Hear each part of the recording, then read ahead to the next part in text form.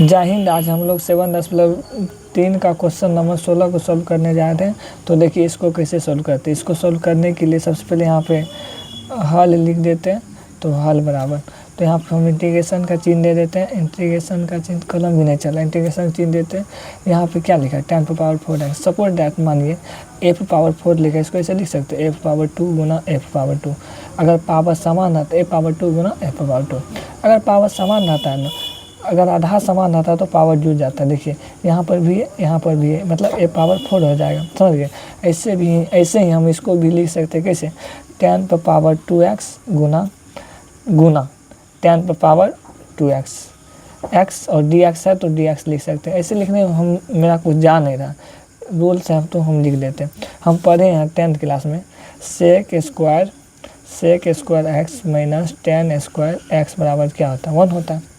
ये तो सबको पता है।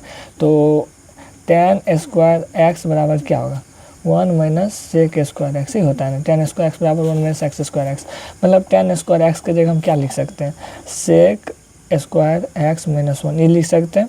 अब बचा क्या है, बचा है tan² x से, तो गुना में लिख देते क्या tan² x dx ये लिख दिए। आप देखिए आगे क्या करना होता है इसको सोल्व करने के लिए।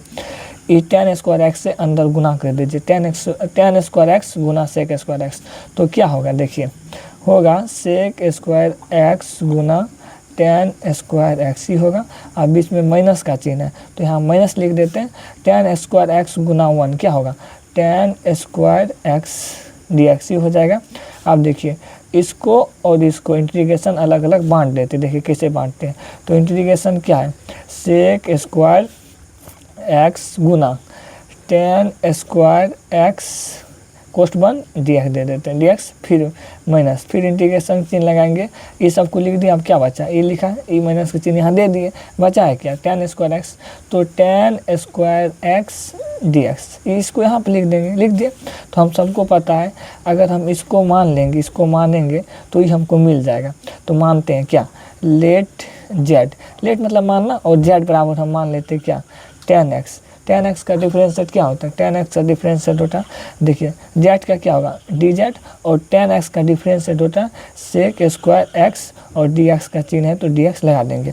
तो देखिए tan को क्या माने थे z, और हमको क्या मिल रहा है sec² x, मतलब ये मिल रहा है। इसको हम क्या माने थे z माने थे तो z लिख देते हैं। tan पे स्क्वायर है तो z पे स्क्वायर, ये किसके बराबर आ रहा है sec² x dz के बराबर आ रहा है। तो यहाँ पर हम dz लिख देते हैं। फिर इंटीग्रेशन, देखिए इंटीग्रेशन में tan² x का डायरेक्ट कोई फार्मूला नहीं होता, तो इसको हम लिख सकते हैं क्या tan² x बराबर हमको पता है होता है sec² x माइनस 1 ये होता है ना।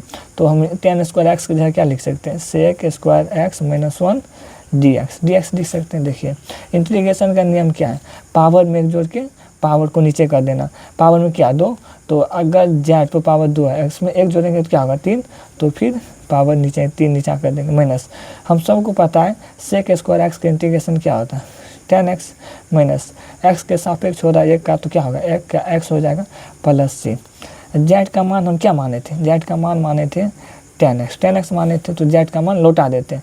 तो क्या होगा tan पावर 3 की पावर कितना 3 है, power 3/3 minus tan x, minus गुना माइनस क्या होगा प्लस x प्लस c लगाना जरूरी है, नियम है, c आके लगा सकते हैं।